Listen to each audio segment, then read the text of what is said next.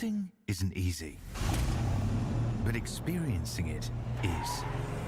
iRacing puts you in the driver's seat with the industry's leading sim racing game. Drive on laser scan replicas of the greatest racing circuits from around the world.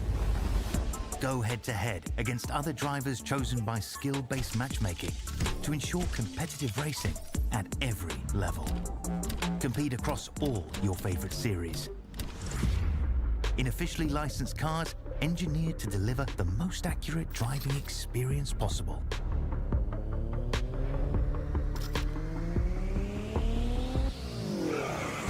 Join a race or host your own with players from across the globe. Race against the computer or in a league with friends. Feel the thrill behind the wheel. Visit iRacing.com.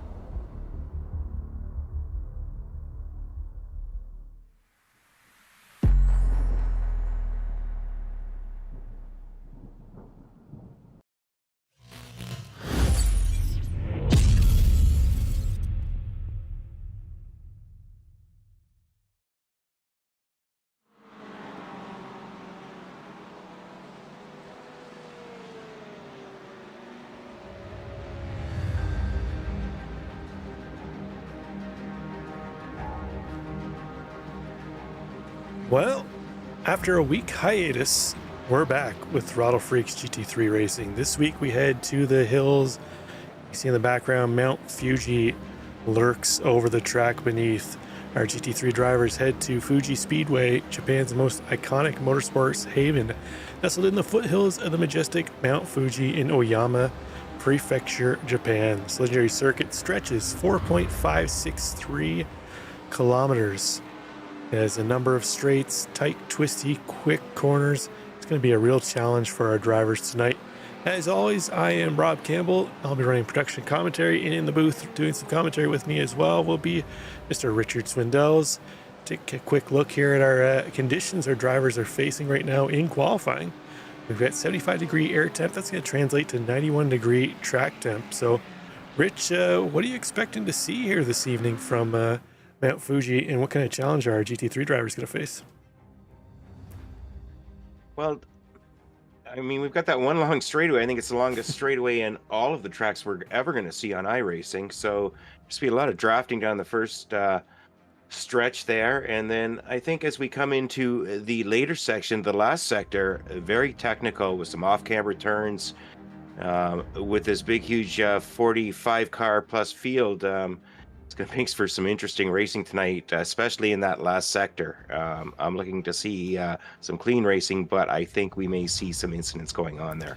Yeah, we had 57 cars, if I remember correctly, 2 weeks ago for our kickoff at Daytona, and not to mention that was with the new tire model that was out this season for iRacing. Now, I believe they made an update, I want to say about a week ago now, and they've actually went back a little bit, and the tires are going to be as if they've already done one outlap once they hit the grid, kind of similar to what they did with the standing start series a few seasons back. So it'll be interesting to see how that plays a role at the start here, Rich. They're going to have a little warmer tires whereas what they had at Daytona. But let's take a look at our schedule and see what we've got coming up. As we mentioned last week, we were at, or I guess 2 weeks ago, we were at Daytona. This week we're at Fuji for round number 2. Spa is next week, not to mention that's the iRacing special events this weekend too, as well as Spa. So we'll be heading there next week. And we're going to follow that up with the VIR the week after, Misano for round 5. That'll get us the halfway mark. And then round 6 is going to see us at Magny-Cours in France. We're going to head to Brazil for Jose Carlos Pace, otherwise known as Interlagos, for round 7. Round 8 is going to see us at Road America, one of our favorites. Round 9, Silverstone, another great track. And then another one of my favorites at the end here, Rich. Round 10 takes us to Nürburgring in Germany. Yeah, that's your favorite and one of my favorites. I think we're very similar in our track selections. Road America and the Nürburgring Grand Prix track. So great schedule here. Yeah, no doubt. But as we mentioned, we are in the middle of qualifying, 15-minute qualifying. We're currently, nearing the 10-minute mark. Matt Stadnik leading the way. I believe he was up near the front last, or 2 weeks. I keep wanting to say last week. I keep forgetting we had that week off in between to celebrate Canada Day and Independence Day in between. But Stadnik and Feliz were our front row last race, and looks like they're shaping up to be the front row again here, Rich. Yeah, Matt last week pretty much dominated that race. One pretty much start to finish, and it looks like he's got great pace once again tonight. Matt's really turning it on. Amateur last season, won the first race out in against the pros, and it looks like he's continuing that tradition. Yeah, strong showing right now. I mentioned that, but Caleb Lehman, that time by, he's going to pop up to top spot in the Mercedes. A car that we don't see a whole lot of on iRacing anymore, but it definitely has always been a car that's really fared well in the high-speed tracks. And as you mentioned, Fuji with the massively long straight here, it's definitely going to play into the hands of that Merc. Yeah, I'm not a big Merc guy, but obviously Caleb Lehman is and has got that car working really, really well. That said, Matt Stanek has gone back on top by just 1/100th right now. Yeah, a lot of flip-flopping around there, as you mentioned, Stanek back up top. We got another Mercedes, J.R. Williams strong showing right now, sitting in 4th place. So it could be a Mercedes-friendly track here, Fuji. I can't remember the last time I've actually even driven the Mercedes around here. Last number of times I've raced, I think I've been in the Porsche for the most part, and maybe the McLaren one time. So the Mercedes looks like it handles or fares well here. Nice combo right now with a couple of our drivers, as we mentioned, sitting up near the front. Yeah, it's nice to see J.R. Williams making his first appearance here in Throttle Freaks. I know he's registered, but I don't remember seeing him last race out. So welcome, J.R. Yeah, he was out last race, but I believe he got caught up in something early on. We had that massive pile up at the start of the race. As I mentioned, drivers having to deal with those new tires and getting used to them. But we had a number of incidents on lap 1, and I believe, unfortunately for JR, he was wrapped up into it. But across the line, he goes there, moves himself up into 2nd place. So he's doing well right now. Jim Flees, just before that, popped up into top spot. Those two drivers only separated by 1/10, so tight at the top of the field. But let's go a little farther back here and look at our top Pro-Am driver right now, Nicholas Goen, in 6th place. He's got himself up nicely into the top 10. Nice showing for him. And then our top AM right now, Pete Magia, currently in 11th spot, just outside of the top 10. Yeah, Pete's been his 2nd season here, I believe, now with Throttle Freaks, and we just saw the Goen, one of the Goen brothers. So we've got a pair of them on the same team, surprisingly, and nice to see families getting together and racing hard. Yeah, you mentioned the other Goen brother. That is Josh back here in 23rd. I say that back here in 23rd, but that's still the 2nd place AM driver right now. That just shows you the sheer number of drivers we have on track. As you mentioned, it looks like it's going to be potentially 42, 43 cars. We got a couple of guys that joined the lobby but haven't been out into practice or qualifying, so it's unknown whether they're going to join up the grid. But let's take a look at last season's Pro Fix champion, Tyler Graff, currently sitting in 8th place, 2nd car in the Pro-Am. So nice qualifying right now for Tyler as we hop on board for him as he's coming out of the final corner. We'll get a look at just how sheer long this front straight is, Rich. Yeah, you can almost just set the cruise control on here, grab yourself a cot, have a little nap, and by the time you're ready to wake up, you're going to get to the end here. Very, very long straight. I forget how long it is, Rob, you may know, but these cars are maxing out and hitting full speed at the end. Yeah, one of the few tracks where you probably hit the top limit, or the speed limit of the car, I should say. But we've got some championship battles going on in this one, Rich, with a couple more minutes to go in qualifying. Why don't we take a look at those? And I guess first up, why don't you take us through the AM side? Yeah, in the amateur side, we just spoke about him. Josh Goen is sitting in the lead right now, followed by Pete Magia. And then we have the driver we don't name in 3rd, followed by Roy Brown in 4th. Dave Jensen sitting 5th, followed by Jared DeBloy in 6th. Kevin Bergquist, he was one of the leaders last season, in 7th. And then Jacob Fichtner in 8th. Guillermo Perez in 9th, followed by Tyler Pastor in 10th. We've got a big field here, Rob. I think we've got almost 20 drivers in the amateur, and a little too hard to go through everybody. Yeah, we'll just kind of glance at the top 10. But over on the Pro-Am side, Jay Steffi took the win in the Pro-Am side last race out, and that puts him at top spot in the Pro-Am standings. He's 3 points up on 2nd place. Tyler Graff is another 2 points up on 3rd place, Tony Costello. And that's fairly tight from there on back. David Bush, the 3rd and 4th.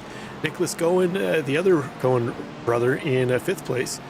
Dandro Venaro is going to hold down 6th. Herbert Pineda in 7th. Seb Goche, Waldo Walden, and Blake Seedy round out the top 10. And then finally, we have our pro drivers. Over on the pro side of things, Matt Stadnick, as we mentioned, strong showing in race 1, took the win. That gives him top spot in the pros. 4 points up on Jack Hedgecox.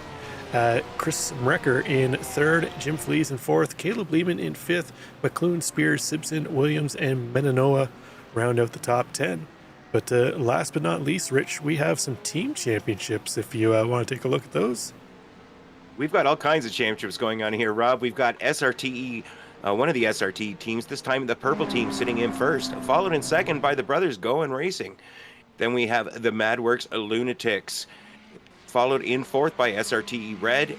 Then we have SimCity Racing in 5th, followed very closely by Riot Motorsports in 6th. Millennium Motorsports in 7th, SRTE Yellow 8th, SRT Orange in 9th, PLR Motors Simsport in 10th. Nice close battles. Only 1 week in. We've got lots of racing left, and it looks like we're going to have 19 or 20 teams altogether, Rob. Huge field. Yeah, I believe if I remember correctly, I think we had 20 teams registered. Unfortunately, the drivers of SRTE Green and High on Daisy weren't able to gather up any points in race 1, so we'll see if they can garner a couple of those this race here, Rich. I'm sure they would be very eager to do so. So qualifying just finished up. So we just got the one driver left on track right now, and that's David Morse. So we'll wait for him to cross the line here, and then I think that should all but basically seal off qualifying for us. Yeah, 15 minutes goes very, very quickly when you've got 40 some odd cars on track. We're following along here with David Morse. David just pulling it off there, and it looks like he's going to reset to the pits. Yeah, we'll just wait for timing and scoring to kick over here, and then we'll have a quick look at our grid for race number 2. So what are your thoughts on Fuji, Rich? Is it a track that you enjoy coming to, or is it, I know there's a lot of people that kind of either love it or hate it. I guess it more or less depends whether they're running the final chicane or not, whether they're a fan of the track. I am not the best driver, but I love Fuji. I don't know why. I think because I'm one of those drivers who I just try and survive, and that last section from turns 10 all the way through turn 16 is really paramount to your race. No doubt. Okay, qualifying's over. You want to take us through the top 10 there, Rich? Yeah, starting on pole, we've got Jim Feliz of SRT Purple, followed in 2nd by another SRT Purple, Matt Stadnick. Then we have J.R. Williams in 3rd, followed by Kevin Simpson in 4th. Caleb Lehman is 5th, followed by Dave Menona in 6th. Jack Hedgecox is in 7th, followed by Tyler Graff in 8th. In 9th, we've got Nicholas Goen, followed by Jared Green in 10th. Yeah, then Gene McLuhan is going to start in 11th. Joshua Chinsky in the 12th place car. Pete Magia, our top am, in 13th place. Jay Steffi in 14th. Javi Sierra in 15th. Joshua Spears going to start in 16th. Patrick Farrell, 17th place car. He'll have Jason Park to his outside. Colin McKenzie and David Morris are going to round out the top 20. Yeah, in 21st, we've got David Bush III, way down the field from where we usually see him. 22nd, Josh Goen, followed by Andrew Trickett. 24th, we've got Herbert Pineda. In 25th, we've got Zach Mosley, followed by Andrew Venaro. 27th is Kevin Berquist, followed by Ian Cabana. Then we have Dave Jensen in 29th and Guillermo Perez in 30th. And 31st goes to Neil Alexander. 32nd, Alex Hillman. Roy Brown in 33rd. Brent Pancari in 34th. Robert Jeffries in 35th. Teddy Peterson going to start in the 36th position. 37th goes to Christopher Rhines. Sean Provo in 38. Tony Costello in 39. And Tyler Pastor going to start in 40th. We didn't see lap times from James Hands, Mark File, Eric Evans, or Nate Adar, so we'll have to see if they grid up. And that Greg Millen character is our own Richard Swindells, who actually logged into this session by mistake instead of spectating. So we'll see if Rich joins the field or not. Spoiler alert, he won't. Yeah, well, it says I missed the start. I guess I could just start from the pits, but that would be a little bad. We're going to follow along and see what these guys are doing here. Yeah, as we're getting away. Short pace lap. Yeah, short pace lap behind the Porsche pace car. And speaking of that, we've got not many Porsches up in the top 10 here, Rich. In the seasons past, we've seen a number of Porsches up at the front of the grid, so nice little mixture of cars. We had an Acura, Porsche, Mercedes, BMW, McLaren, another Porsche, BMW, Porsche, McLaren, Corvette in the top 10, or just outside the top 10, so nice mixture of cars, no doubt. Yeah, it's what you like to see. You want to see a nice mixture, a nice, rounded out field, something we haven't always seen in the history of things here. Okay, through the final corner we go, long straight. It's going to seem like an eternity for that pace car to pull off, but it will eventually, and then the field will be under Jim Felice's control. Be interesting to see with those two teammates on the front row, Rich, if they're in, I assume they're in some kind of comms, if they're going to radio to each other when they're going, see if we can get a jump on the field, but there we go. We're under Felice's control now, waiting for the green flag, and then we'll be starting round 2 of the Throttle Freaks GT3 Fixed Series.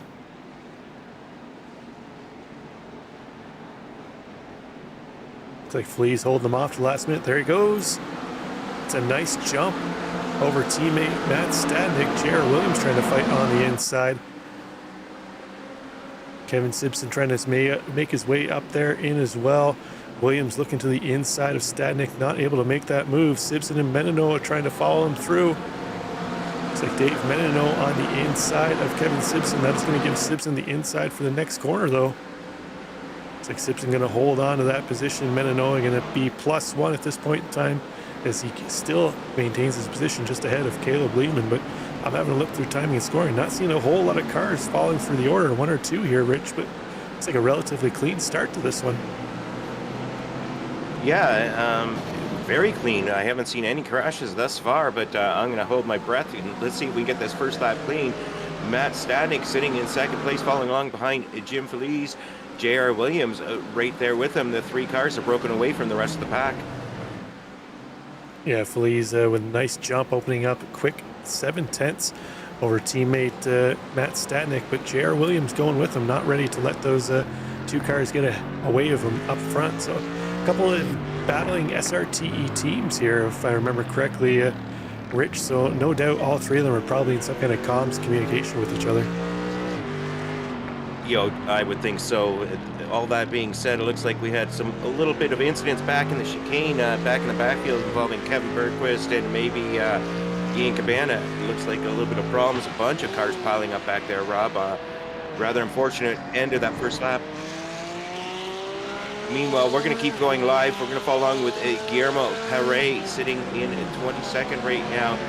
Guillermo following along behind Andrew Venara with Roy Brown in behind him. We've got a big long train of cars.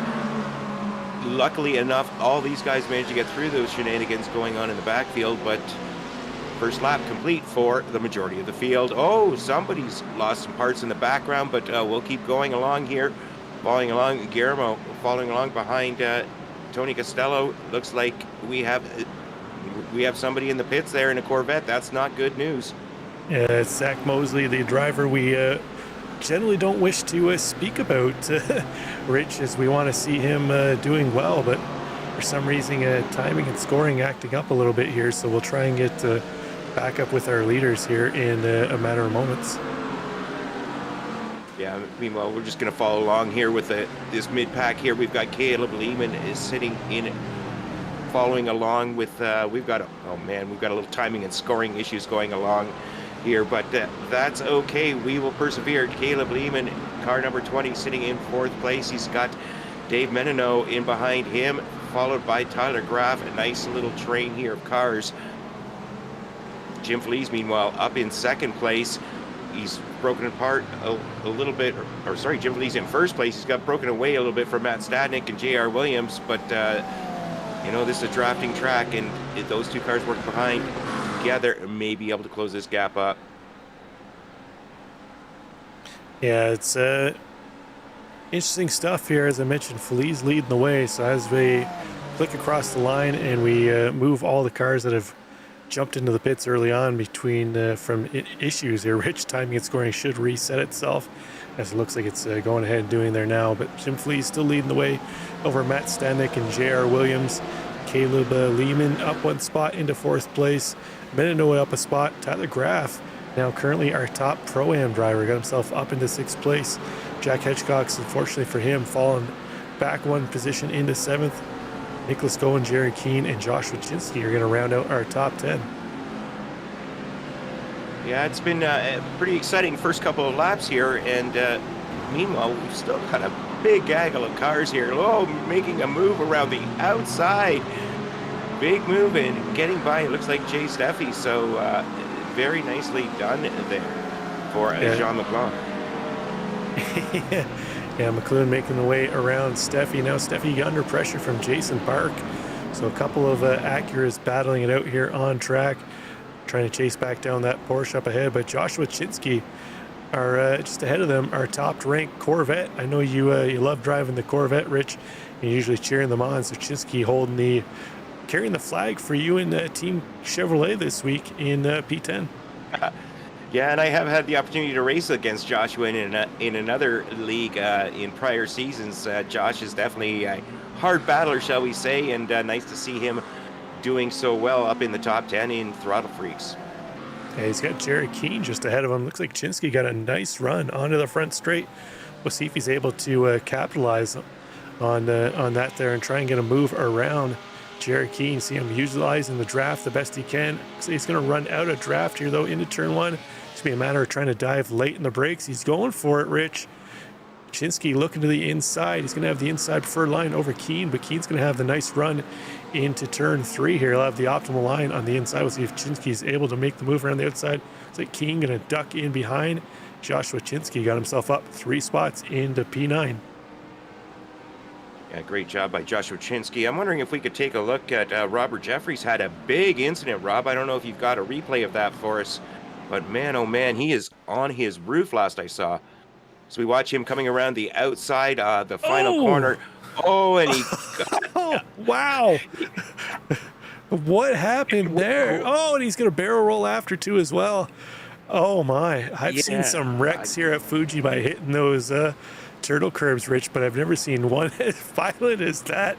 We may have to send Robert Jeffries to the infield care center to see if he's okay after that one. Oh, wow. I really feel for him. That was... I saw that in my replay screens, and I thought that we may want to see that. Looks like iRacing may have a little bit of debris on that curb, and unfortunately, we're picking back up with live racing, though. Good close battle we've got going on between Patrick Farrell just kind of looking inside, and he is following along behind, making a nice move up the inside. Wow, look at these. We got 5 cars here, Rob. We got Patrick Farrell, Javi Sierra in behind him, Pete Majai ahead. Look at these guys, they're battling hard, going down the very long straightaway. It's anybody's game at the end of this straight. Yeah, Joshua Spears leading this pack. Pete Majia going to look to the inside. Looks like possibly Patrick Farrell going to try and follow him through. We'll see if Spears is able to cover off this move. It's going to be similar to what we saw happen between Keane and Chinsky lap beforehand, but this time Spears able to keep the pace up around the outside and hold on to that spot. But in the background, looks like I believe that's Josh Goen. He's got himself up into the battle too as well, and Javi Sierra lurking in the back end. I thought he was going to go for a deep dive, try and pass 3 cars into Coca-Cola corner, but thought better of it at the last minute there. Yeah, it's some exciting racing, some exciting events happening here tonight, and wow, a new name, at least for me, is Javi Sierra. Sitting there, Javi is having a great race thus far, doing very well, and looks like we're having a little bit of issues on my end on timing and scoring, but we'll do our best to keep you updated on what's going on here. Timing and scoring is a finicky thing. Oh, just in behind there, looks like that was Josh Goen's going to go around. He's going to get himself turned back around, back on track. Looks like he didn't have any contact with anybody. I think, fortunately, Rich just going to lose a bunch of time. That's going to drop him back to 24th overall. So let's see if he can get himself back up into that battle that he caught at the tail end and try and regain some positions. But not too far up ahead, we've got Caleb Lehman. He's caught up to the back of Jarrah Williams now. So see if he's got Dave Menino on the back of him. Sorry, looking at the wrong car on screen. Menino trying to chase down Lehman up ahead. Menino up 1 spot. Lehman up 1 spot too as well. But Menino would like it make it +2 and move Lehman back down to 0 gains. Yeah, Dave Menino has been a strong performer in Throttle Freaks, but Caleb Lehman has been no slouch either. We're coming up in here through the Coca-Cola corner. It looks like going around 100R, the big sweeping right-hander. Dave Menino on the hunt. Yeah, it looks like Menino fell back off Lehman a little bit there, so pick back up with one of our many battles that are separated by a couple of tenths here all throughout the track. Right now we got Kevin Simpson. So he's trying to put some pressure on Tony Costello up ahead. Costello currently up 8 spots from where he qualified. Simpson looks like he had a tumble early on, down 28 positions, so trying to regain something there. As we saw early on, I believe it was into lap 2 and 3, he was battling with Dave Menino early on. Menino sitting in 5th. Simpson's dropped all the way down to 32nd, so unfortunately when I had to restart timing and storing, I lost whatever happened to Kevin Simpson. So we'll have to hope for the best for him at this point in time, but he's got a long way to go to get back up to where he was. Yeah, Kevin Simpson's got good pace, so as long as he doesn't have future incidents, I would expect to see him move up a little bit more through the field. Meanwhile, we're looking over the back of Tyler Pastor with Josh going all over the back. Tyler going way wide, and Josh getting up on those curves. That's a little risky after what we saw happen earlier to Humphreys. I'd be a little afraid of those curves at this stage, Rob. Yeah, Robert Jeffries can definitely speak from experience. You don't want to be up on those curves, but see a better line for going through there. Oh, I thought James Hand was almost going to take the same route that Robert Jeffries had. I was getting a little worried there that Lamborghini was going to fly about 20 feet up in the air, but it's a drag race down the front straight now. V8 power versus V10 power. We'll see who has the stronger legs here. They've got plenty of time to stretch them out. It looks like that McLaren of going going to take that spot away from James Hand. Who knew that 8 was bigger than 10? A nice move there by and done and dusted, as you say, Rob. Yeah, nice move there by Josh going to get himself back up into 27th place overall. So he's recovering from that spin we saw not too long ago, Rich, and he's still got a long ways to go, but no doubt he'll keep pushing forward. Yeah, that's all you can do at this stage is take your lumps and get back in the saddle and mash that loud pedal and try and make some advances and get yourself back where you want to be. Josh Goen sitting in 27th place, having a little disappointing start there, but he's still going and no issues with the car. Pick it back up with David Bush the third. David Bush is sitting in 16th place. He's moved up 5 positions. David, normally we see him qualifying a little bit further up the field than we saw tonight, but David is known for working his way slowly and majestically up through the numbers, and I'd look to see him advance a little bit more as this race goes on. Yeah, he's got a absolute gaggle of cars working up behind him, Rich. That pack now being led by Javi Sierra, but it looks like it's about 15 cars deep here, going from 17th place all the way back to, I believe that's Alex Hillman in 25th place. Cars just stretched out, but Javi Sierra, as we mentioned, he was at the back end of this pack not too many laps ago. He's worked his way up to the front of this pack. He's got Dave Jensen in behind him in that Porsche, and Andrew Venaro in the Ferrari lurking in behind as we got a little bit of battle just behind them. Guillermo Perret and Roy Brown battling it out. Yeah, we've got a mixture of Porsches, Mercs. Take your pick of what car you want to drive tonight, because it looks like everybody's taking something different. Guillermo Perret doing a decent job this evening so far. He's sitting up 10 positions. A great start to this race for Guillermo. Roy Brown sitting in 21st, following along behind and really hoping to, man, look at these cars, Rob. I don't know which one you follow. I mean, you going 2 wide, 3 wide, cars going left, cars going right.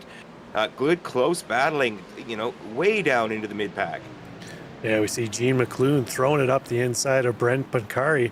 That's going to give McClune 22nd place, move him ahead of Pancari. Next up on the list, Roy Brown. So we'll see if he's able to chase him down. Just had a look there. Looks like the front of McClune's car got a little bit of damage there, Rich. Looks like the front splitter bent up, the front bumper punched in. So a car's seen a little bit of attrition and war at this point in time, but looks like he's still driving pretty well out there for him. Yeah, it hasn't cost him too much, and it looks like we had a little bit of issues going on back there. What a beautiful paint job on Neil Alexander's car there, Rob. A very, very interesting paint job. Something you don't see every day out there. Yeah, no doubt. The Parabola racing driver trying to chase down the SRTE car of Christopher Rhines up ahead. So it's an interesting battle. We haven't really seen much of the BMWs here. They haven't really been strong at this point in time. We got Jack Hedgecox sitting in 7th place right now in the Beamer, but otherwise the next one that we have is Kevin Simpson all the way back down in 29th. So looks like he's got a little bit of a legs over the McLaren on the front straight. Rhines was able to open up a 10th or two, but late braking for Neil Alexander really closes that gap up on the back of Rhines. Yeah, late braking there, and while that was all going on, a couple of cars back, it looked like somebody was missing the whole front bumper and making passes at the same time. I believe that is David Morris, who's minus the front bumper. But he's just got around Mark File. You got actually a couple Mustangs in behind him, File and Provo. So no doubt Morris going to be a little... Oh, we mentioned that he just got tagged there, but I believe that was Mark File got into the quarter panel of David Morris. He's not going to be happy about that, but we'll see if we can pick up a quick replay of what happened there, Rich, in just a moment. Yeah, that was, I seem to see these cars and find them and ask you to show them, and it's never a good thing when I do, Rob. Yeah, it looks like David was going a little wide, and Mark trying to tuck it up on the inside and just made a little bit of contact and spun around. David Morris doing a great job of saving it and keeping the car on the track going forwards.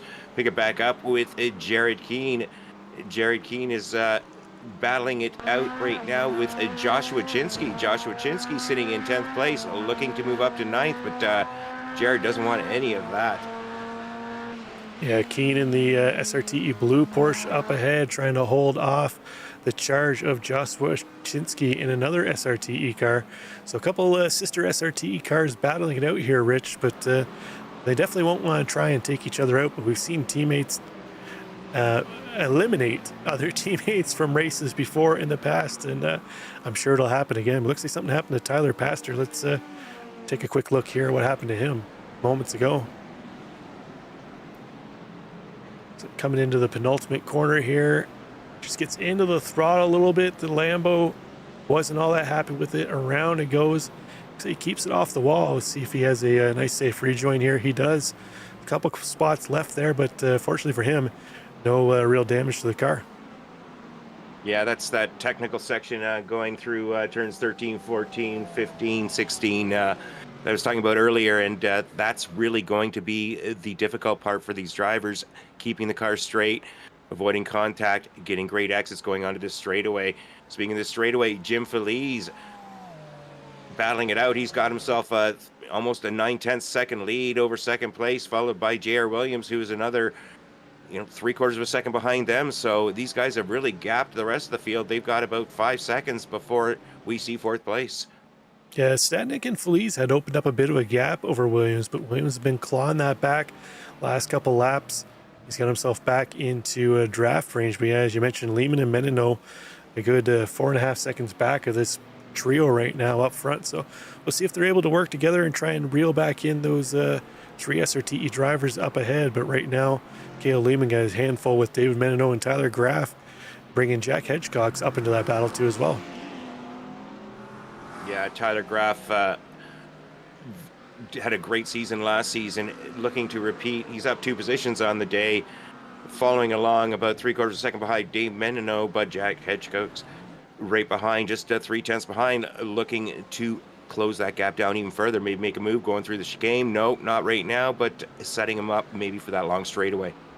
Yeah, that camera shot there gives you a good idea of how far back that secondary pack was of the leaders. So it may look like a little more on timing and scoring than what it may actually be on track, but all it takes is one little bobble here, Rich, and you can lose a couple seconds very quick. Yeah, and it's very easy to make bobbles going through those off-camber turns, especially Nets Corner, turn 15. That's a killer here if you're not careful. Yeah, it's the turtle curbs here. Well, I keep calling them turtle curbs, but those yellow curbs can be so vicious, as we've seen happen to a couple drivers at this point. You really don't want to push it wide if you don't have to. But let's go a little farther back in the field here. We got Colin McKenzie catching up to Eric Evans. I believe McKenzie got caught up in something early on too as well.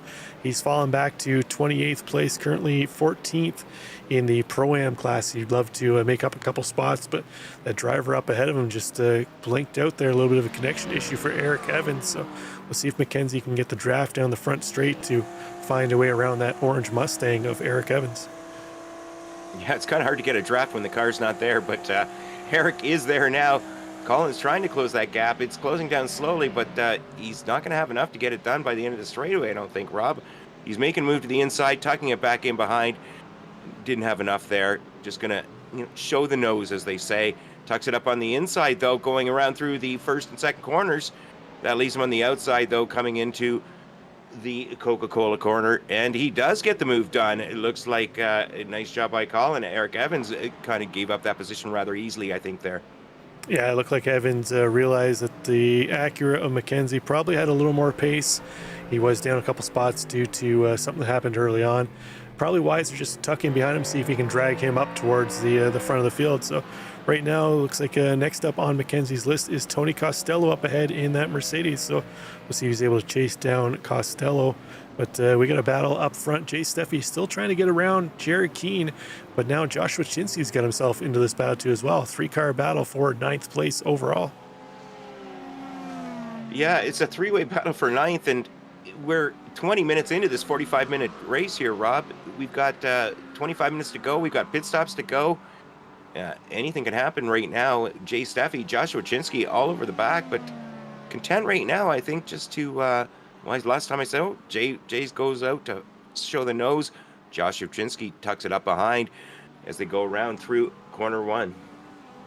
Yeah, I think that was a bit of a double maneuver there. Not saying a move under braking, but I think that was also Steffi kind of showing the nose, but also covering off a move from Chinsky too as well. And you can kill 2 birds with 1 stone there, trying to get Keane. That's us, Rob.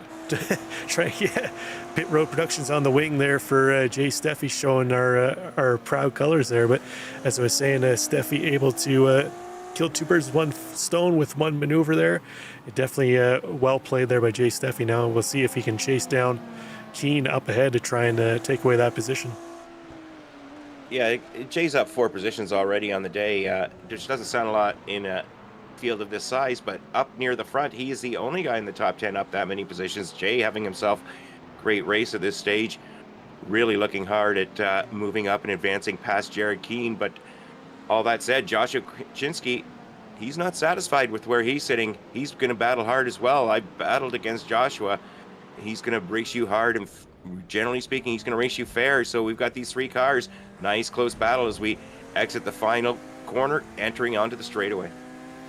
Yeah, now it's the blast down the straight, Rich, to see who's got the best top speed. I know from experience the Corvette generally not one of the quicker cars out there in a straight line, so it'll be interesting to see how Chinsky gets a run down the straight here and continue on. Yeah, well, if it's not the fastest, at least it looks great. I'm a big fan, as I said before, of that Corvette, and these drivers maintaining a relatively equal position to where they were, a couple of kilometers ago, back before the straightaway. Yeah, no doubt. It looks like timing and scoring again acting up here, Rich. So I'm going to give it another quick reboot here and see if it can refresh up. But right now we got Dave Menino. He's gotten around Caleb Lehman to take over 4th place. We'll see if Lehman's able to fight back.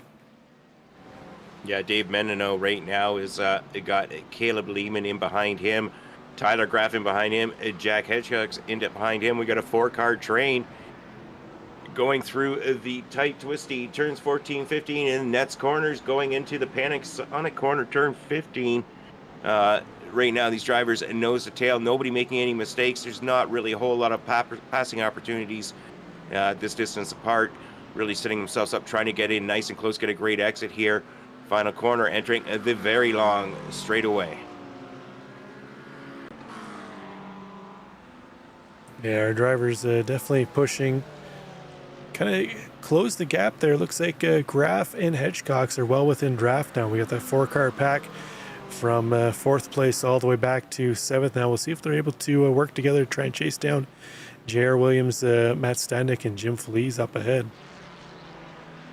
Yeah, they're almost 6 seconds behind at this stage, but still got a round of pit stops to go. You know, anything's possible. I'm not going to say it's likely, but you got to try. You're not here just to finish where you start, and these drivers are certainly all out here for the action.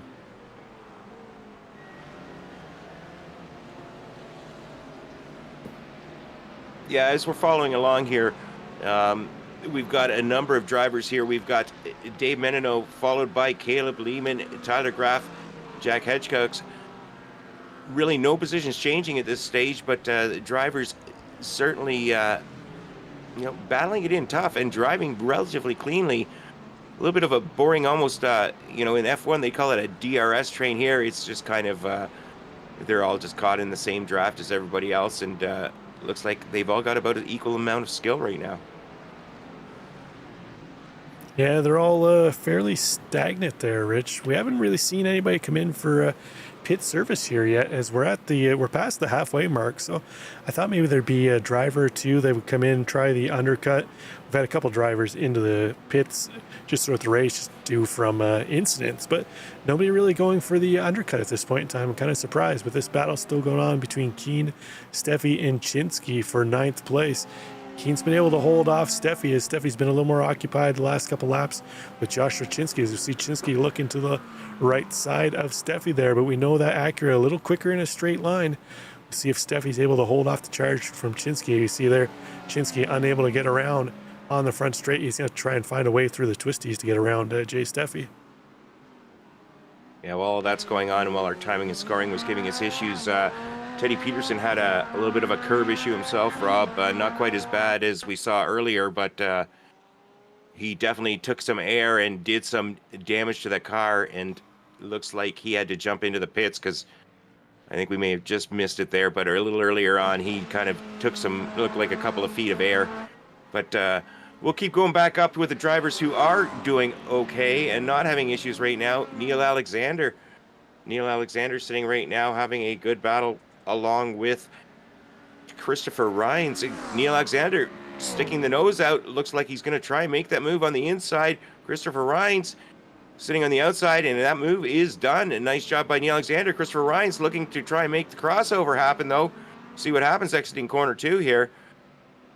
Yeah, it looks like Neil Alexander a little slower getting back into the throttle there. Christopher Rhines tried to, as you mentioned, make the crossover, but unfortunately unable to get him back. So we'll see now if Rhines, being the chaser instead of the chasee, can find a little extra pace to get back around Neil Alexander. Yeah, it's a great battle all the way through this field. Like I said many times in Throttle Freaks before, Rob, when you've got a field this large, no matter what your skill level, you got somebody to race and somebody to battle against. I'm not one of those drivers who's going to be up near the front. I'm not going to be one battling for leads or podiums, and quit laughing. But we all know it's true. But I always have fun, and I'm always racing against somebody, and I'd be very happy to be battling where those guys were. Whoa, big spin for Roy Brown. Looks like he got a little bit tagged, and BMW caught some curb and a little bit of air on the front end there. Yeah, Guillermo Pere, the unfortunate victim there. That spin, that's going to cost him a bunch of positions. Fortunately for Roy Brown, Kevin Simpson, they were able to get through that one without getting collected up into it. But looks like Joshua Chinsky, our first driver for scheduled pit stops, can come in. Couldn't quite find the way around Jay Steffi on track, so he's going to go for the undercut. We'll see if Jay Steffi responds next time by. Yeah, normally I'm not a big got fan around of Keen too as well. Wow, nice job. Jay Steffi on a charge up to 9th place, up 5 positions on the day. See if we can take a look and see what happened here. He's coming around the outside, makes the move, gets the move done as they're going into, it looks like turns 14 and 15 section of the track. Yeah, made the move around the outside of 100R. That's a difficult move to make, Rich. It's not a whole lot of grip out there. You're kind of feathering the throttle in a lot of the cars at Fuji here. If you go around the outside of that area of 100R, it's a difficult move. So hats off to Jay Steffi getting that done. Yeah, that's I've tried that move before, and it usually ends up in a bitter disappointment for me. But that's my problem, not Jay's. Obviously tonight. At Meanwhile, least you're up honest near about the it, front. Rich. Well, I am what I am, Rob. We, way back when we used to have similar skill levels, and well, now we don't. Let's just say, but hey, I'm still good looking, and I still got a great personality, and that's what matters tonight. We're gonna watch along with Matt Stadnick, J.R. Williams, Jim Feliz. These top three have separated themselves out from the field, still maintaining this battle. 29 minutes into this 45-minute race. Yeah, it's been status quo up front for these three, Rich, for the majority of the race. They avoided any of the carnage early on and just kind of put their heads down and plugged away. Not a whole lot's changed, really, in the top seven. Dave Menino's up a couple spots. Caleb Lehman's where he qualified. Tyler Graff up a couple spots. Jack Hedgecock's where he qualified. Nicholas going up one spot. Jay Steffi, our first kind of big mover in the top 10, up 5. Jason Park up 8. But our biggest mover of the day right now, Rich, Tony Costello, plus 22 positions at this point in time for Tony. Wow. Nice job, Tony. And that's what we like to see. Battling hard and making things happen. Tony having a fabulous race thus far. Yeah, well done for him. He's been able to keep himself out of any kind of trouble. Got himself up into 17th, a couple spots out of the top 15. I'm sure if he could find those couple positions up ahead of him, they're not too far up there. Alex Hillman, Roy Brown, Kevin Simpson just up the track ahead of him. You can almost smell their exhaust. He's that close, Rich, and definitely recouping that many positions. Coming home with top 15 would be a hell of a day for Tony Costello. Yeah, Tony must be thrilled with what's happened so far, but I'm guessing he's not satisfied yet. Tony's still battling hard. Oh, we got a little bit of battling going on. Josh Spears running into a little bit of contact in going through the chicane with drivers ahead of him. Josh battling, it looked like that might have been with Patrick Farrell, and Christopher Rhines taking a little bit of the worst of it, but getting right back up onto the back, and no harm, no foul, looks like, and he's maintaining and moving forwards. Yeah, Christopher Rhines, last we saw him, he was battling with I believe that was Neil Alexander who got by him, but now he's getting a whole lot of mirrors full of a couple Corvettes there of Patrick Farrell and Joshua Spears. See if Farrell's got anything to offer Rhines down the front straight. We've seen those Corvettes kind of struggling on the front straight for top speed, Rich. So we'll see if Patrick Farrell's got a little something for the BMW. Again, pulls out, but then it just kind of, once that Corvette hits clean air, it's kind of like it hits a wall, Rich. It doesn't really want to go any further. Well, yeah, that's what it appears to be, and I'm rather disappointed to see that, actually, because I really love the look, and I love the way the car handles. It just may not be the car to be in at Fuji. Yeah, it's definitely it's not a straight line speed car, which is kind of funny because it's always been where the Corvette's been fast in a straight line and it's been kind of hot dog water in the corners. But this new generation of the C8, the C8's been really good in the twisty stuff, but it seems to lack a little bit in a straight line. But it's like something happened to Sean Provo moments ago. Let's see what happened to him in the Mustang coming out of the infield section. Hit, oh, again, another one up on the curbs. That Mustang Skyborn. He keeps it off the wall, though, but he's definitely got some undercarriage damage on the bottom of that thing. Yeah, good thing they're not running F1 cars, because the driver would have felt that in his fillings. Meanwhile, 32 minutes in, we've got a whole gaggle of cars in the pits. A big confusion coming on the pit exit. Cars all over the place, but everybody getting out clean. Jim Feliz sitting there in 5th place. It looks like a nice job. He's the leader of everybody who's pitted once again. Yeah, Feliz able to come back out, which what will cycle through to be top spot again. But J.R. Williams was able to get ahead of Matt Stadnick through a pit cycle there. So we'll see if Stadnick in that Porsche is able to find his way back around the Mercedes of J.R. Williams. You saw J.R. Williams up top in qualifying. Was a real contender up there. So that Merc definitely has some top speed here this evening. We'll see if he's able to hold off Stadnick and potentially offer something up to Jim Feliz. Yeah, we'll have to keep an eye on how JR fares as this race progresses. He may have been doing a little bit of fuel saving because he spent a lot less time in his stall than the other two drivers around him. So we'll keep an eye and see if he has to do some fuel saving to get through this race and get finished. Yeah, I can't remember off the top of my head whether the Merc is a bit of a sipper on fuel, Rich, or not, but we're going to find out here in a matter of 10 minutes or so once the race comes to a conclusion. But Dave Menino, Jack Hedgecock's going to come in to get their service done too as well. We're just waiting on Jason Park and David Bush III to come in, and then that'll cycle Jim Feliz back up top. So, all right, rest of our field getting to the end of the fuel window. You see David Bush III into the pit entrance line there. He's going to come in for his service too as well. And then, as I mentioned, that it's going to move Feliz, Williams, and Stadnik back up top of this one.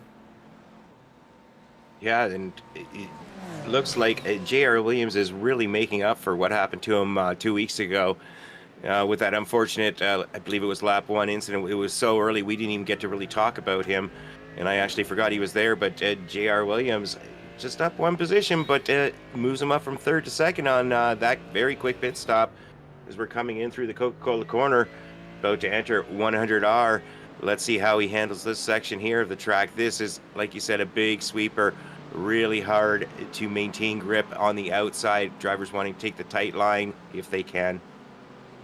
Yeah, as we saw Jay Steffi making his move around the outside there, and we mentioned how difficult it is to do it. None of these drivers make that move, but Stadnik's starting to fall back a little bit off this battle up front after the pit service, where Williams, it looks like he's kind of gets stronger after the service, really pressuring the back of Jim Feliz. So we'll see how Feliz handles the pressure. We've seen him a number of series throughout the years. He's generally a very solid driver. I suspect he'll be focusing more out his windshield than behind him. But once we get onto the straight, we'll see what kind of horsepower that Mercedes has in a straight line. See if potentially he could take that spot away from Jim Feliz. Well, he's knowing JR, having raced with him before, although not really on the same section of track, but definitely in the same race. He's definitely got some pace, and he's definitely gonna make some moves if they present themselves to him. Yeah, so here we go down the front straight. You see that Merc inching ever so close, utilizing the draft as much as he can. Doesn't look like he's getting enough overrun into turn 1 to possibly make that move. Thinks about making a move to the inside, showing the nose. Battle of the late breakers now. Not enough overlap for Williams to make that pass, but he did compromise Feliz's exit. Feliz had to wait a little bit. Couldn't take his preferred line through there, Rich, so we'll see if that unsettles them a little. Yeah, well, Matt Stadnik's loving all that action going up ahead of him, because that allows him to close the gap up a little bit as he'd been falling behind. He needs a little more battling between Jim Feliz and J.R. Williams to really close that gap, because he's about half a second behind these leaders right now. So we pop back here to Andrew Venaro, trying to find a way around Josh Goen up ahead. Herbert Pineda up ahead too as well. So Ferrari battling a couple McLarens here. Looks like the Ferrari has a decent top speed, able to stay up on the back of the McLaren, which in seasons past hasn't been the story. But Caleb Lehman looking to the inside of Roy Brown. Not sure what happened to Caleb Lehman, but last we checked on him, he was up in the top 5, Rich. He's fallen all the way back into 22nd place. Yeah, my guess is he spent 50 seconds in his pit stall, so my guess he may have had a little bit of a penalty entering pit lane. Speeding. He pulled a Daniel Zippy Salmon and sped into pit road. That would definitely explain the fallback through the standings. Yeah, that's rather unfortunate, but you know, rules are rules, and you break the rules and you pay the price, and that's very unfortunate for Caleb Lehman. David Bush III, talked about him a little bit earlier. He is up 8 positions on the day, as is customary for watching David Bush after, you know, a season and a bit now. He consistently, and I mean consistently, week in and week out, continues to improve as the race progresses. Yeah, he seems to be a driver that just kind of tries to look for his pace, kind of try and hold and maintain that pace as he goes along. But right now he's trying to chase down Patrick Farrell, who just moved around the lap car of Nate Adair up ahead. So we'll see if that Lambo of Bush can chase down Farrell up ahead. But Joshua Spears lurking in behind. Last we saw Spears, he was battling with Patrick Farrell and Pete Magia. So Spears falling back a little bit. So we'll see if he can utilize the draft off the back of that Lambo of Bush and try and close back in on Farrell as well to get up into that one. But let's go pop up back to the leaders, see if J.R. Williams has been able to catch up to Jim Feliz, but he's fallen back a little bit. We saw him pressuring him first couple laps out of the pit cycle. They're coming into some lap traffic though, Rich. I wonder if that's going to play a little bit of role as Sean Provo, Mark Feil, and Guillermo Perez not too far up the road. Yeah, that's always a threat to happen, and you would think with a long track, or not a long track, but a reasonably long track such as Fuji, you wouldn't necessarily see that, but there's been a lot of incidents tonight, so, you know, drivers such as Guillermo and Mark had a couple of little issues, so, you know, that's taking them off the pace they wanted to be on, and allowed Jim Feliz to close up on behind them. It's like 4 cars a lap down, 3 cars coming and closing. They're not going to get them at the end of this straightaway, but it's going to get interesting as we go through Coca-Cola Corner and the 100R, I think. Yeah, no doubt. The problem is those 3 cars are actually battling for position, so they're not necessarily just going to want to give up the track position to our leaders. As much as the leaders would love them to, they are actually battling in their own race too as well. So it's going to get real interesting to see which driver can move through. As I mentioned, that Guillermo Perez is going to pull over and let them through. A gentleman and a scholar there for doing that. We appreciate that. So we'll see how they make their way through the next pair of cars up ahead. Yeah, as one of the average drivers, I'll say there is an art form to letting leaders pass you and lap you and not losing position. You want to pick the time you can to minimize the losses and maybe tuck up behind them and you know, learn a little bit from them and close the gap down on the guys ahead of you.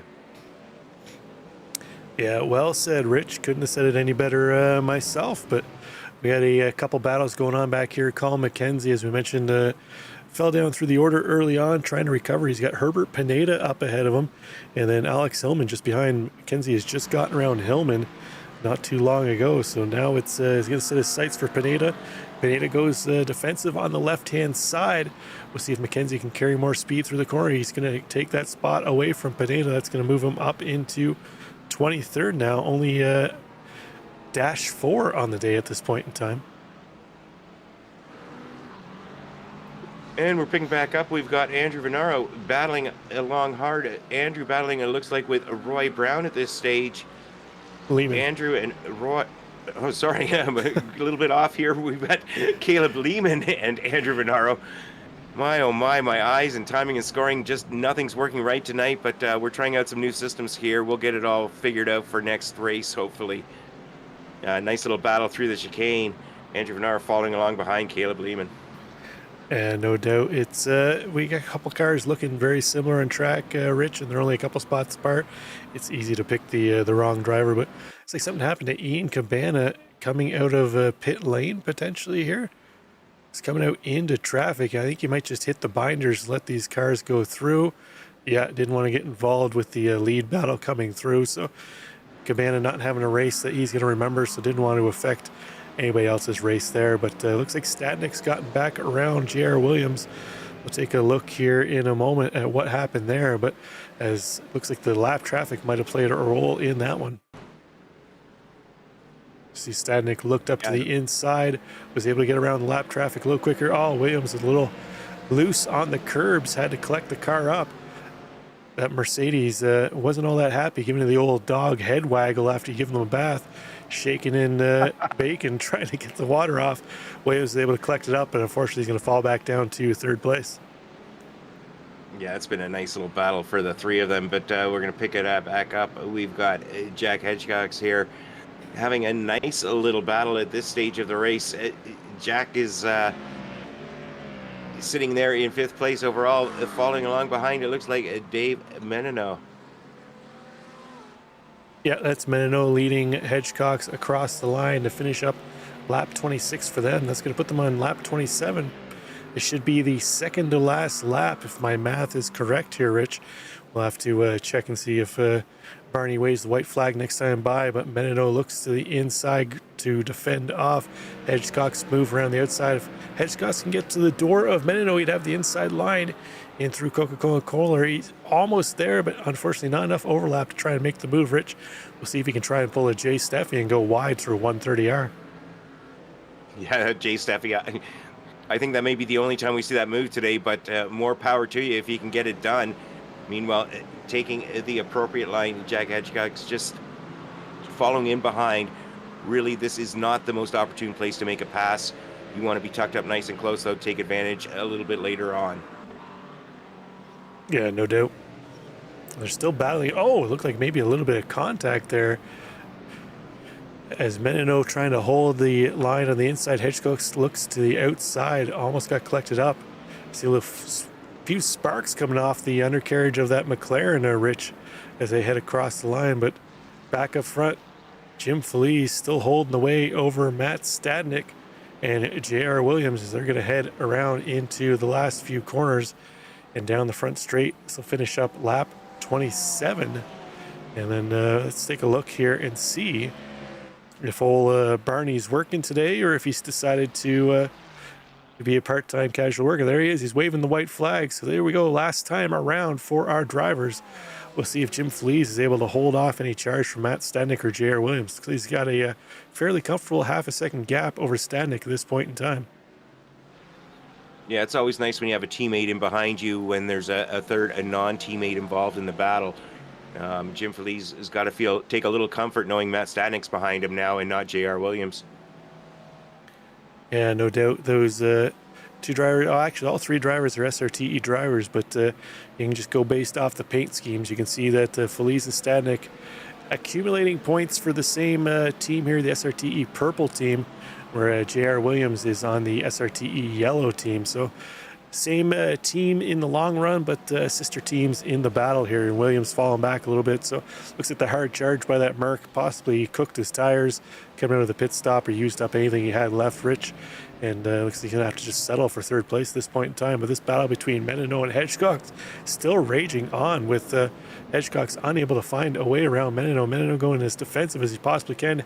Hedgecock's looking left, looking right, trying to find any way around. Lap traffic's just ahead, but not sure if it's going to come into play here. But Eric Evans lurking in the front, and they head into the last couple corners down the front straight. It's going to be a battle of horsepower to see who holds onto that spot. But up top, Jim Felice out of the final corner and down the front straight for the final time. That's going to give him the win for round 2 in the Fixed Throttle Freaks Season 2, Round 2. We knew what you meant, Rob. It's all good. Jim Felice, congratulations. Great victory for Jim. Took the pole in qualifying, wins the race. It looks like Dave Menino's done a good job, and it looks like he is going to hold off Jack Hedgecock. Meanwhile, David Bush III, he may be having a little bit of fueling problems, Rob. He took about a second less than anybody else in the field. Very surprising, or not surprising that he was that little, but he's definitely limping that car home here. Sounds like it's a little stuttering and sputtering and really costing him all those positions he made up earlier. Yeah, it's unfortunate for him, but the beat goes on as Jason Park coming across the line. Kevin Simpson, he's going to recover back up to 14th after an early incident. Javi Sierra's going to get around David Bush in the last couple corners, move himself up a couple spots. Colin McKenzie gives David Bush, his teammate, a little boost on the front straight to get him across the line. Looks like David Bush III still trying to coast his way there. Bleeding positions as it goes. Tony Costello's going to move by him. Looks like Dave Jensen going to be potentially the next one. We'll see if Bush, it looks like he's still coasting up ahead, trying to get to the line. Here, Rich, still not quite there. I think he finally just made it. We're waiting for a few more drivers, and then we'll have a complete session here. Christopher Rhines, he's going to come across the line. David Morris. Looks like David was able to get a new bumper on the front end of that Ferrari, albeit still a little beaten up. They couldn't give him one of the brand new ones. They had to pull it off the scrap heap and throw it on, but he's at least got a piece of plastic on the front end to finish up the race. Yeah, that's unfortunate for David. David's showing a great pace the last season and this season so far. We used to race David a long time ago, and he's definitely picked it up. Yeah, well done by him recovering after that. Jim Felice, though, top step on the podium goes to him. Matt Stadnick in second spot. J.R. Williams going to take home the final step on the podium. Dave Menino in fourth, and Jack Hedgecock's going to round out the top 5. Tyler Graff, our top Pro-Am, in 6th place. Nicholas Goen in 7th. Joshua Chinsky going to come home in 8th place. Jay Steffi in 9th, and Jared Keane going to round out the top 10. Yeah, in 11th, though, we have Jason Park, followed in 12th by Patrick Farrell. 13th, Joshua Spears, followed in 14th by Kevin Simpson. Our top amateur, Pete Majai, is in 15th, followed by Jack McLuhan in 16th. Javi Sierra in 17th, followed by Josh Goen in 18th. Then we have Caleb Lehman 19th, followed by Andrew Venaro in 20th. And 21st goes to Roy Brown, Herbert Pineda in 22nd, Alex Hillman in 23rd, Colin McKenzie comes home 24th, David Bush the third, nursed it across the line for 25th, Tony Costello in 26th, Kevin Bergquist 27th, Brent Pankari in 28th, David Jensen 29th, Neil Alexander going to round out the top 30. Let's quickly go through the rest of them here. Rhines, Morse, File, Perret 34th, Eric Evans 35th, Provo, Adair, Hand all finish one lap down. And then Ian Cabana, Tyler Pastor, Teddy Peterson, Robert Jeffries, Andrew Trickett, Zach Mosley all suffered catastrophic finishes and didn't see the start finish or the checker flag, unfortunately, Rich. Yeah, it was once again similar to 2 weeks ago. We had some incidents on lap 1 that cost a few drivers their race. Hopefully next week we will manage to get through lap 1 a little bit cleaner for the benefit of all the racers. No doubt. But in the booth right now, we've got Jim Feliz, who Rich caught up with to talk about his race. Hey, congratulations, Jim. You took pole in qualifying and ran it start to finish. Yeah, that feels really, really good. Always fun to get a win.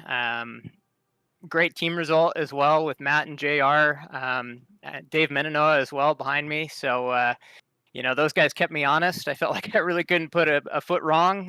They were all ready to pounce. So, tough race. It may not have been the most exciting out at the front, but, solid result for myself and the team. So really happy with that. Well, I mean, you say it wasn't exciting at the front, but, when you start the race in the lead and you finish in the lead, that's pretty exciting. You can't ask for anything more than that. It looks like the SRTE team's done a lot of work, and it looks like you picked up a few new drivers this season. How's that going with that grouping? You did a lot of practice this week, I assume? Yeah, I think the extra week of practice probably benefited us quite a bit. And we've just got so many great guys. Dave is like an open wheel and a prototype guy. And, JR getting back into the GT3s. I think a lot of people are really interested to try out the new tire model. And it's just been fun. Everybody provides a different perspective and tries different things. And so we just kind of figure out what works best and just try to put it all together for race day, which I think we did a good job of today. Oh, you definitely did. Congratulations once again. Any shout outs tonight, Jim? Just hello to all the folks watching at home. Appreciate the support. And shout out to the team. Great race. A lot of good top 5 results. So Excellent. Well, we look forward to seeing you again next week. all right. Thanks, guys. Thank you. That was our overall winner, Jim Feliz. And then let's bring in quickly, Rich, our P2 driver, Matt Stadnik. Matt, congrats on second place. Looks like J.R. Williams was able to get around you through the pit cycles, but then eventually you found a way back through, cutting underneath him in turn 1. But for the most part, your race pretty uneventful up front. Is that how it looked from your cockpit as well? Yeah, it just, JR and Jim have been so fast this week practicing, and I knew it was going to be, one of us 3 up there. So it was a lot of fun. I feel bad for JR. We ran into lap traffic, and, I sort of would have been stupid not to take that chance to get it back. But I think he definitely, in my book, he had second, if not battling it out for first with JR. So, no, very, very fun race, and happy to be on the podium. Yeah, it looked like JR had a ton of pace coming out of the pit cycles, but next week we head to Spa. Do you have any plans in running the special 24-hour race this weekend in preparation for next week, or is it one that you're going to kind of sit out this time around and just wait for next week? I'm going to sit that one out for 24 hours. They were trying to convince me to do it. We just did the 6-hour of the Gwen, which was a lot of fun. But no, Spa's fun. I think we all love Spa. I don't know really how the Porsche is gonna run around there, or if the BOP is gonna affect it. I mean, I'll take any kind of power or weight reduction for the BOP around there with the Porsche, but we'll see. A lot of these guys, I think everybody's gonna be pretty strong around there. It's a well-known track, so it could be even tighter than what tonight was. Yeah, it's one of those tracks that seems to be almost on everybody's approved list. But anybody you want to shout out here, Matt, before we let you go? Yeah, thank you to you guys again for putting on a great broadcast, and shout out to the team, and shout out to JR and Jim. I mean, they really were very, very strong tonight, so it was great racing with those guys. Well, thanks. We appreciate that, Matt, and best of luck to you next week at Spa. I suspect we'll probably see you up towards the sharp end of the field again, as we've seen the last 2 seasons. So best of luck to you next week, and we hope you do well. Take care, guys. That was second place, Matt Stadnick. Let's bring in our third place finisher, J.R. Williams, to catch up with Richard Swindells. Hey, boys. Hey, JR, nice to see you have a much better result this week than the last race at Daytona, and I almost forgot you were there. Very good battling there, it looked like, with Matt, and how'd that race go for you? Good. Yeah, I almost forgot I went to Daytona too. It wasn't good. Yeah, no, it was good battle. With both of them, with Matt having the toe on Jim. I mean, the only place I could really make a move in the Mercedes is on the straight. So with him having a toe, it wasn't working out. I thought I had a shot there at the end, but we caught traffic, and that was kind of all she wrote whenever I had to check up a bit. How were you on fuel near the end? I noticed you had a much quicker time in your stall than the other 2 guys up front with you. Yeah, I ran out of fuel right after the line. I was fuel saving the entire way. So I was lifting about the 250 board on the straight. The Mercedes is just so fast in a straight line. So yeah, I would have been fine, but it stuttered right after the line. Oh, awesome. Well, it was a good battle. Yeah, it was unfortunate you guys caught up to that traffic, but nice to see the SRTE teams doing so well. Congratulations on finishing third tonight. How's Spa going to look for you? You looking forward to that one? Yeah, I like Spa. I think everybody's quick at Spa, so it's a hard track to stand out. I hope I can put in enough laps to be competitive, and hopefully I can find myself up in the top 3 or 4 again next week. Awesome. Well, congratulations. Any shout outs tonight there, JR? Yeah, shout out to SRTE. We have a great squad. I know we make up like a third of the grid.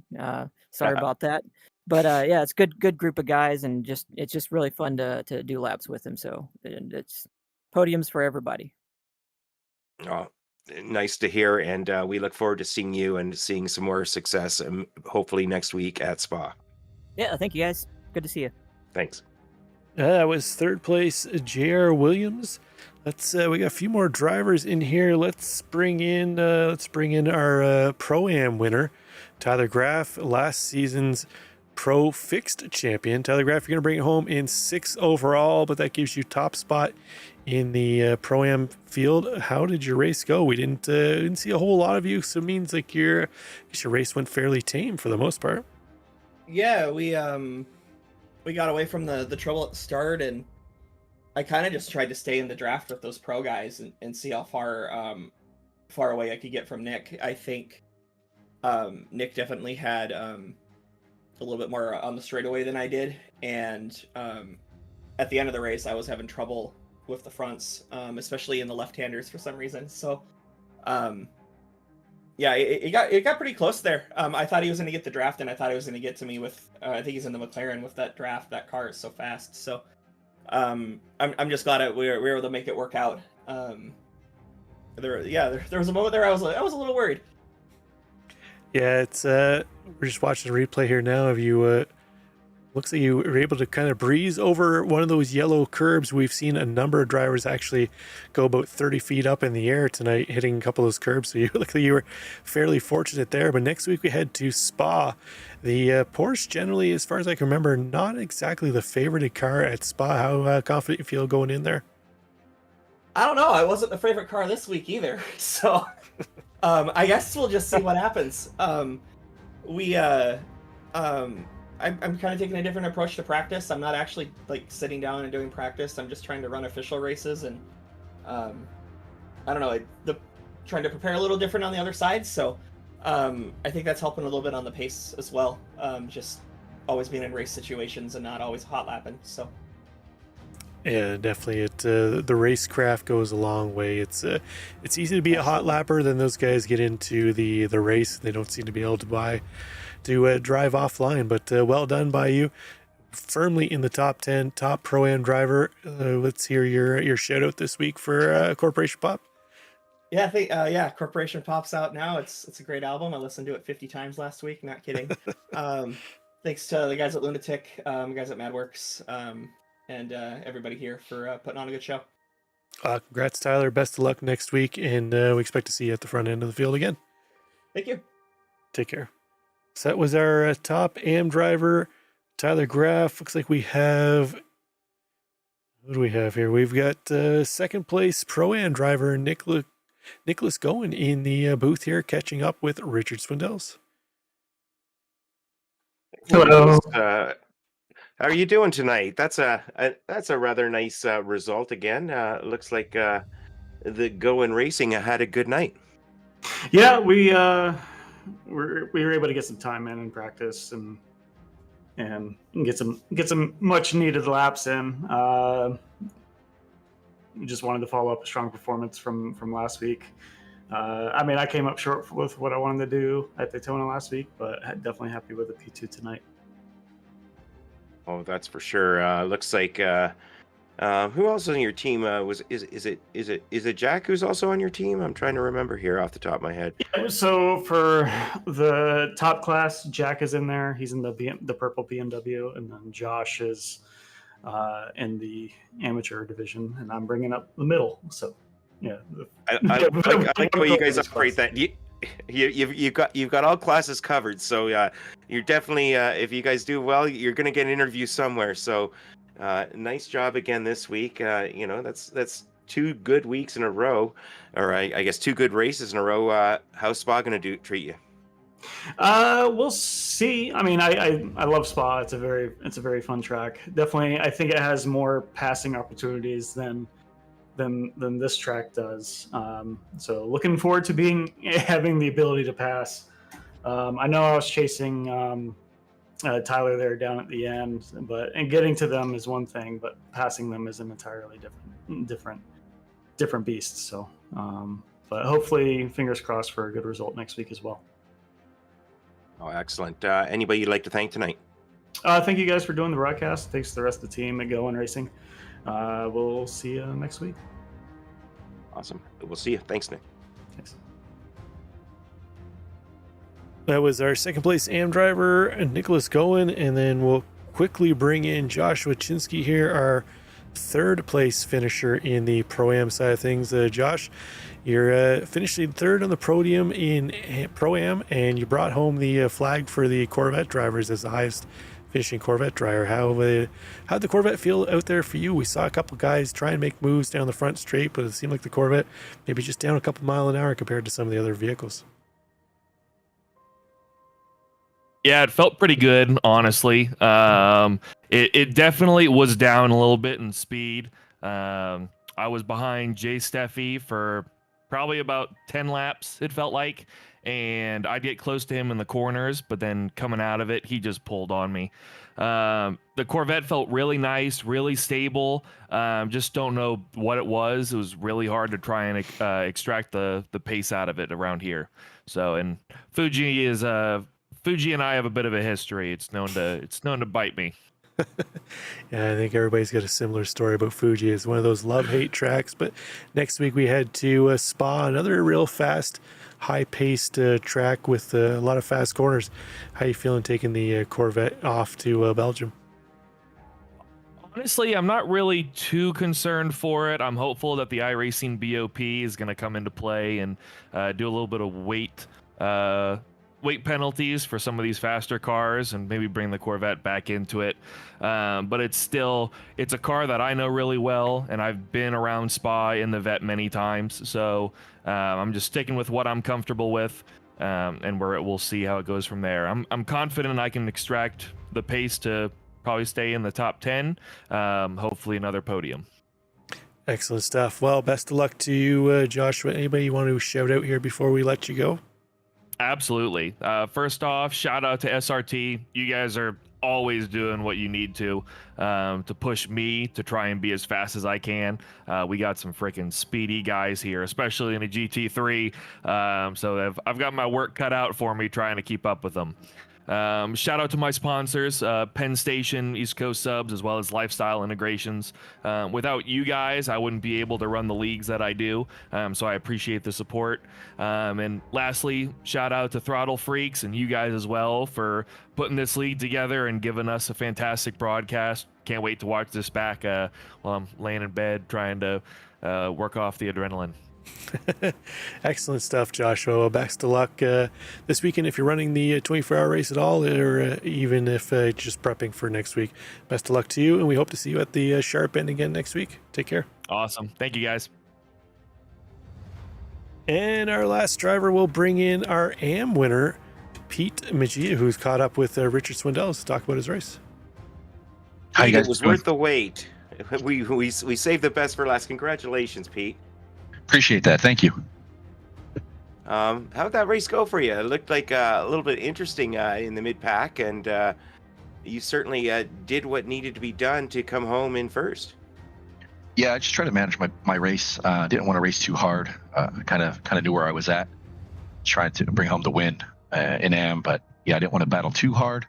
Those pro guys are pretty fast and race a little bit harder than I wanted to that in the middle of the race. Just try to be smart.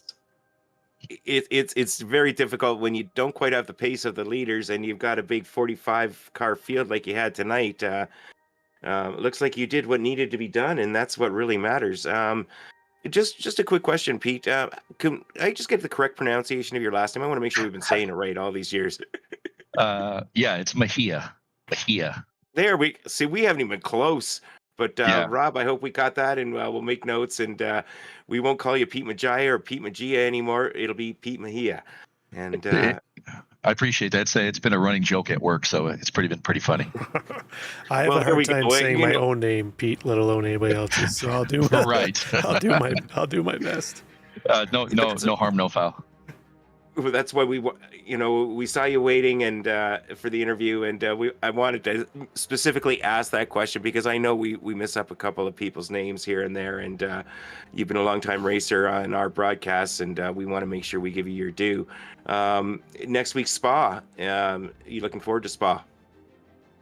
Yeah, running the same car with my esports team, so hopefully we can have a good result there. Traditionally, I don't do well at Spa, even though I love that track. So hopefully I can change that. Well, let's hope for that. Anybody you'd like to shout out or thank tonight, Pete? Absolutely. My family, all my coworkers at Logitech, and all those at Logitech G that support our team, Tam Liveries, Mr. Hedge, Photographs, all our partners. They make this possible and fun.